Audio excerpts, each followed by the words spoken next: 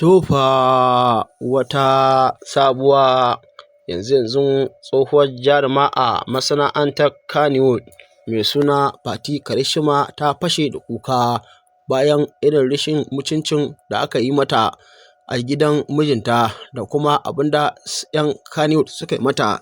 Ita dai wannan tsohuwar jaruma kamar yadda kuke gani tana kuka cikin hawaye. Dole idan ka ji irin abubuwan da suka same ta dole kai ma ka yi kuka, domin dole ka tausaya ma wannan baiwar Allah. Kuna gani tana hira ne da 'yan jaridu amma kuma tana zubar da hawaye saboda irin wulaƙantatan da aka yi, wanda ko kare bai kamata a ce an mai wulaƙancin da aka yi wa wannan tsohuwar jaruma a na masana'antar Kannywood ba, ko dai dan ana ganin iyayenta talakawa ne masu ƙaramin ƙarfi. Ina ga yana daga cikin dalilin da yasa aka wulaƙanta wannan tsohuwar jarumar Kannywood. To amma dai yanzu tunda wannan magana ta fito kafafen sada zumunta, jama'a da dama za su ji, wanda inda masu taimakonta lalle za su fito su taimake ta, domin dai irin wannan abin tausayi idan ba ku manta ba a wannan masana'antar Kannywood an sha samun shi, domin ko a kwanakin baya akwai wata jaruma wadda ake kira da Ummi Nuhu, wacce lokacin da ta yayi duk wannan masana'anta ina ganin ba wata jaruma da ta yayi kamar ta a wancan lokaci. To amma kuma a ƙarshe ita ma da ta zo ta samu lura na haɗarin mota, inda a wannan lokaci 'yan masana'antar Kano suka juya mata baya, inda sai da ta fi mujiya baƙin jini a wancan lokaci. To amma kuma da ƙarshe inda Hadiza Gaban ta je ta kira ta aka gayyato ta a gaban takshu, inda Ummi Nuhu tana hira tana kuka, wanda kuma a ƙarshe Ummi Nuhu ta ce lalle to auren fari ba ta yi ba, gashi tsufa yanzu ya riga ya fara kama ta, inda aka samu mutane da dama suka tausaya mata, aka dinga tura mata kuɗi daga 'yan fim da kuma masoyanta. Ta ce lalle ta ga gudunmuwa wadda bata taɓa tunanin lalle tana da masoya irin haka ba, inda ta san lalle tana da masoya a faɗin duniya irin haka. To lalle da tun lokacin da ta shiga wannan matsala lalle ta fito da kokanta domin jama'a su taimake ta, su fitar da ita halin take ciki. Ita dai wannan jaruma lalle labarin ta yana da tsayi, kuma labarin ta lalle duk wanda ji wannan labari dole in dai musulmi ne wanda ya san abin da yake lalle dole shi ma ya fashe da kuka, domin ganin cewa lalle ita wannan rayuwa duk wanda kaga ya shiga wata matsala a rayuwa to lalle ba shi ne ya sa kanshi ba, Allah ne ya kaddara wannan abu zai same shi. Dole ka tausaya mishi, domin kai ma baka san menene kaddarar ka ba. Dama Hausa sun ce lalle idan mutum har yana da rai to lalle ba abin da ba zai iya gani ba, wani abin zai iya samun shi, wani abin kuma zai iya gani labari a duniya. Domin dai ita wannan jaruma lalle kamar take bayyanawa da bakinta lalle ta sha kalubale, domin lokacin da take tashi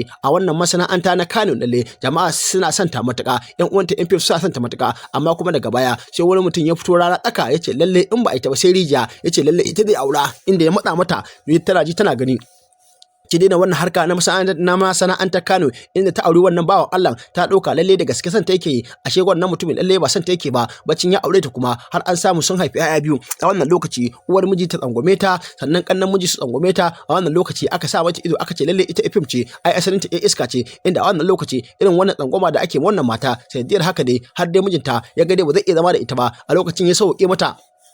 Kuma abin da zai baka haushi, bacin ya saki wannan mata haka ta fito, bayan ta fito kuma bata dawo harkar masana'antar Kano ba, kai tsaye ta faɗa siyasa, tunda tana ganin ko kila ta samu dama a bangaren siyasa. Shi ma a bangaren siyasan wani mutum shi ma ya fito, inda yace lalle ita ya ji ya gani ita zai aure ta, lalle ta daina wannan yawon siyasa. Inda kuma wannan mutum ya aure ta gari kamar mutumin arziki, inda ya aure ta ya sa ta aure gida. Tun daga nan kawai shi ma ya tafi sa kasashen waje ya ci gaba da harkokinsa, wannan in ta kira wayansa ma baya dauka. A ƙarshe ma wata rana ta kira wayansa sai kin tambaya shin wace ce, kuma ana kaga bai ma san da ita ba. To daga nan ne ɗan uwanta suka ba ta shawara, suka ce lalle duk karfin su ko da ya kai shugaban kasa babu wanda ya fi karfin kuma ko shugaban kasa ne shi za a iya kai shi kotu. Inda take yanke aka ba wannan mata shawara, inda lalle ce ta dauki lauyan nan ya maka wannan dan siyasa kotu, baccin kuma an maka shi kotu da yake yana fara shugaban kasa. Take yanke aka ji har ba da shugaban kasa, aka mika mai takardar sama ce lalle ya je kotu da neman sa, inda wannan bawan Allah ya ki zuwa. To amma da yake lalle ita kotu bata da wasa, da aka matsa masa karke sai turo lauya. To bacin ya turo wannan lauya, inda lauyan nan shine ya zo ya bada bayani cewa lalle shi wannan mai gidan nashi ya ce lalle duk abin da wannan mata take so to lalle ai mata. Inda tace aka tambaye ta ita me take so, tace lalle take saki take bukata.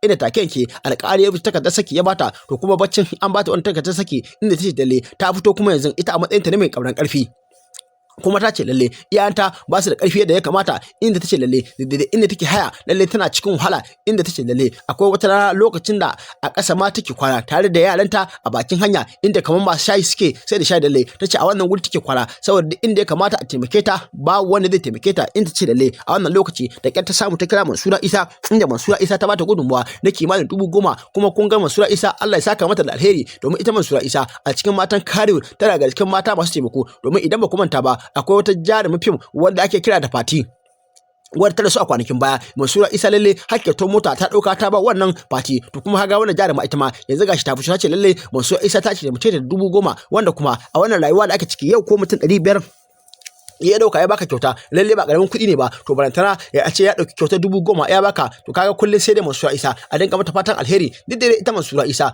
ita ce tsohuwar matar Sani Musa Danja, wanda kuma sun yi aure kusan shekaru 20 sa tare, amma kuma daga baya kaddarar rayuwa yasa lalle Sani Danja ya sake ta, wanda kuma da mutane sun yi yadda za su yi da masoyansu da ƴan uwa da abokan arziki akan Sani Musa Danja ya mai da Mansura Isa, amma kuma ya rufe idansa inda ya ke mai da wannan mata, wanda kuma kowa lalle da dama yana jin Hausa Danja ya kamata ana gani cewa duk irin laifin da Mansura Isa ta mishi lalle ya kamata a ce yayi hakuri a matsayinsa namiji ya jure ya mai da wannan mata, amma kuma Sani Musa Danja kwata ya rufe idansa yake mai da wannan mata. Da wanda zai baka mamaki shi da ita a rayuwa duk yadda kake so a rayuwa in dai rayuwa ne lalle ba za ka taɓa samun haka ba, ko menene a rayuwa lalle dole sai an yi hakuri. Ita dai wannan fati Karishima lalle irin abubuwan da aka yi wannan mata lalle abu ne wanda ya kamata lalle a tausaya mata, to amma yanzu muna fata Allah sa wannan bidiyo ya je kunnan su Di Suleiman, tunda ita tana kokarin ko da wani lokaci idan mutum ya shiga irin wannan matsaloli lalle in har sun ga kukan shi a kafafen sada zumunta lalle sukan kokari su tabbatar da cewa an taimaka mishi, kuma irin wannan taimako da ake lalle abu ne mai kyau. Kuma ko da wani lokaci a kasashen nan tamu Najeriya za ka ga akwai kungiyoyi wanda za ka ga mafi yawanci wannan kungiyoyi talakawa da suke kafawa domin taimakon talakawa ƴan uwansu. Mu da kasar tamu lalle kowa san akwai manyan masu kuɗi, to amma abin da zai baka haushi manyan masu kuɗin kasar nan mafi yawanci za ka ga mu ba su taimakon mu ƴan uwansu talakawa, sai ka ga mafi yawanci in za su taimako sai dai su dauka su ba gwamna ko kuma shugaban kasa a matsayin cewa wannan taimako a kai wa talakawa, kuma kowa san cewa irin wannan taimako idan an bar bai kawo han talakawa, wanda wannan taimako aka ba shi raba za ga mafi yawanci rabi yakan ɗiba ne ma siyar, rabi yakan kuma sayar wa danginsa, domin irin wannan taimako da ake barwa domin a taimaka ma talakawa. Ni na tabbatar da a ce lalle ana barin shekar han talakawa, to da dama wasu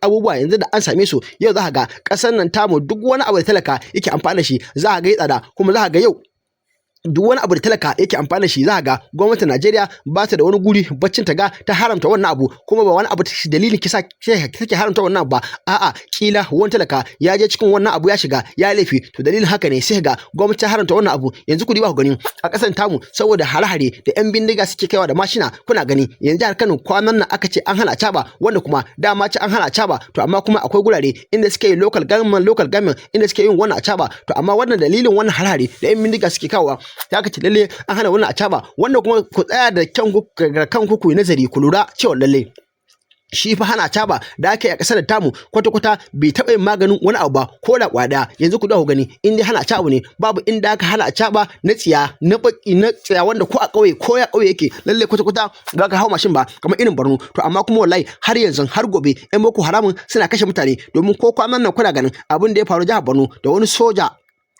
general guda ta da shi da tawagarsa, wanda kuma general din soja akalla yara a karkashin shi sama da mutum 3,000, amma kuna gani gaba ɗayan su aka kama su a kashe su, kuma babu wani abu da gwamnatin Najeriya ta yi. Shikenan wannan general ko ga wasa ba daukowa, to shi yasa kake ganin ko da wani lokaci a nan Najeriya kasar tamu wasu za ga ko da wasa lalle ba su son ƴaƴan su shiga aikin dan sanda ko soja, saboda menene idan fa tsotsayi yasa aka kama ka aka kashe ka, to lalle babu wani taimako da wani zai iya daukowa ya baka a cikin gwamnati, sannan kuma shugaban kasa shi ma babu wani taimako da zai iya daukowa ya baka idan fa an kashe ka an kashe banza.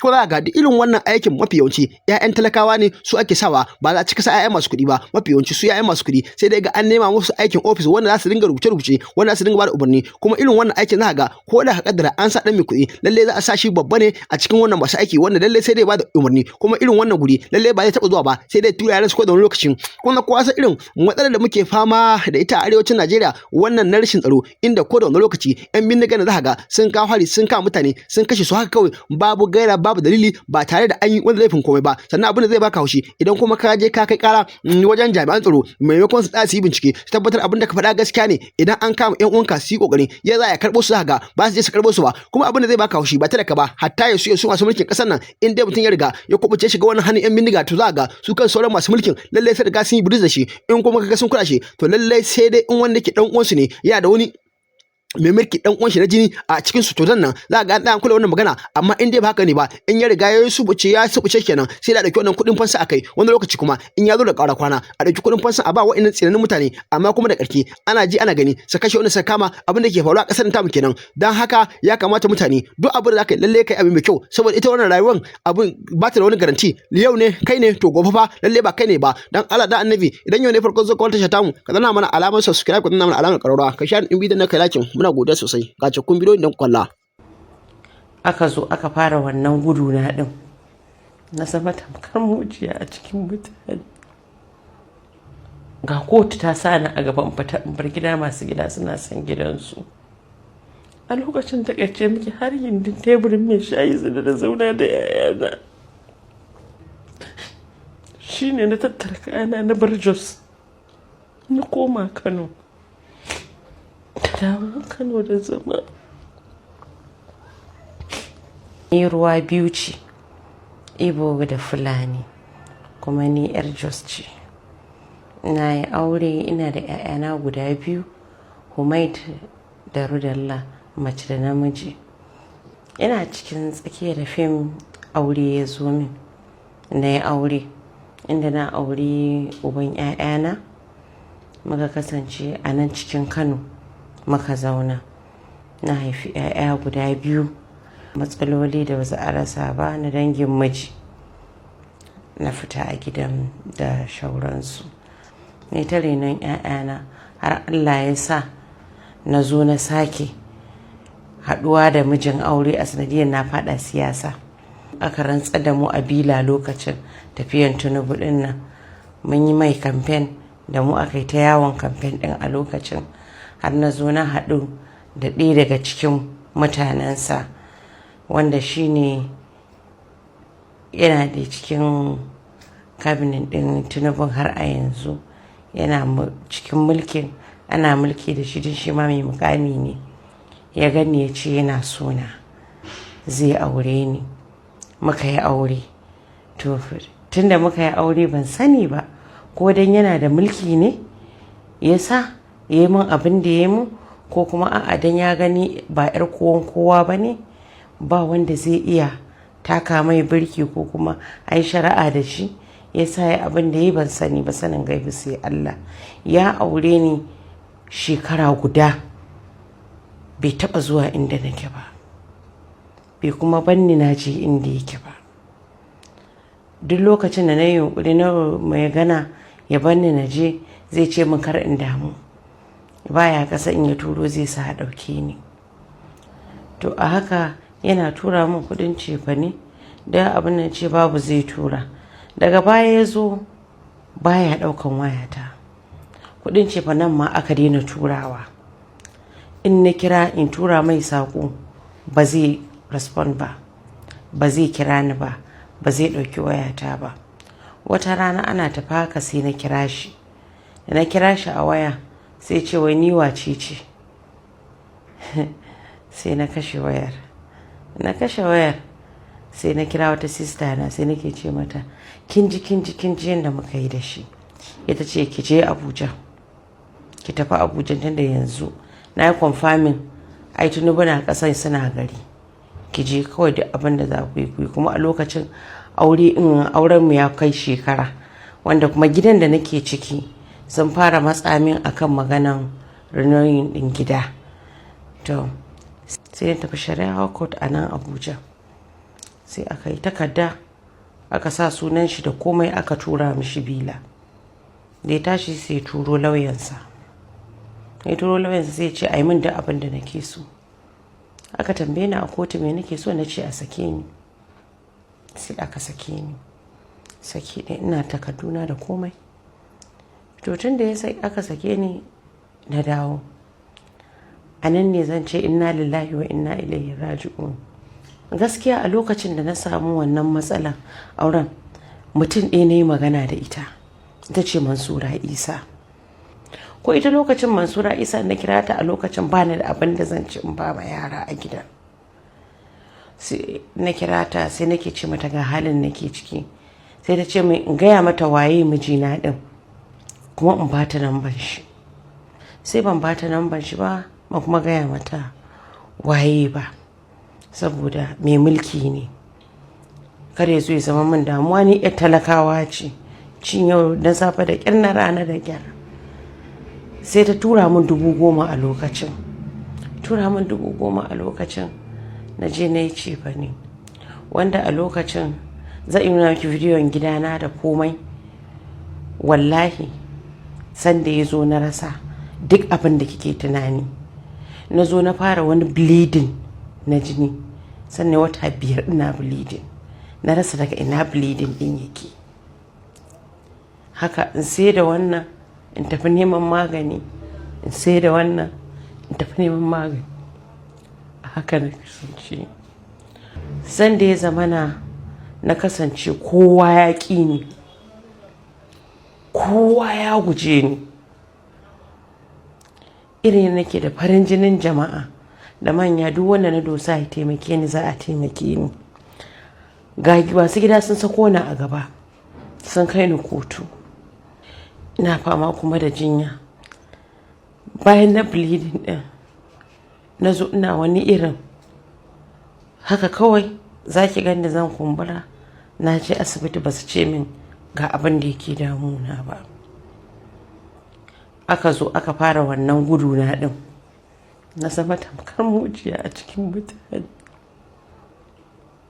Daga ni sai 'ya'yana, duk inda na dosa neman taimako ba wanda ya taimake ni.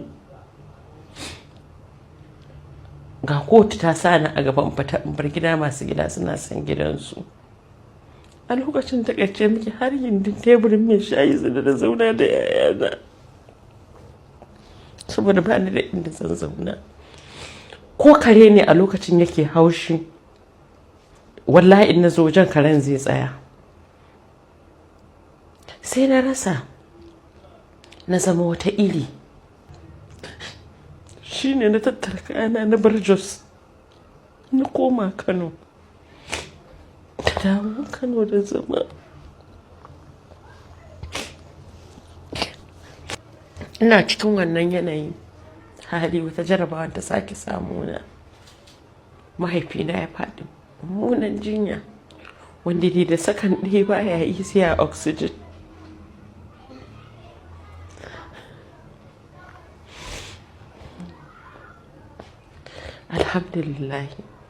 Alhamdulillahi ala kulli hal. Kamar yadda wani ya ce min, Allah baya jaraba mutumin banza. Kuma har ga Allah, jama'a ma sun sani ina da ƙoƙari kame mutunci na da kaina, tunda ko social media ba na yi ban da wasu.